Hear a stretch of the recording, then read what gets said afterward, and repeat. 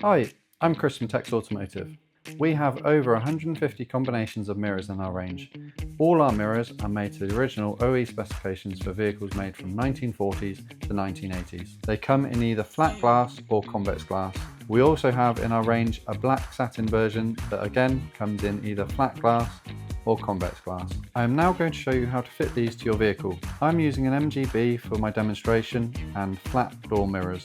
It can be fitted to a wide range of cars and light vans without having to remove the inner door cards by following these instructions.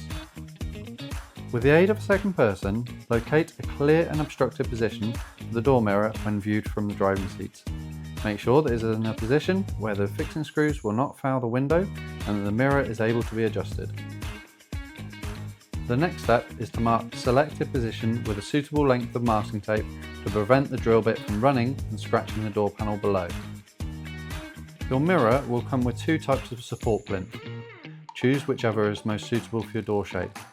Place the plinth as applicable in the position as a template to mark the hole positions.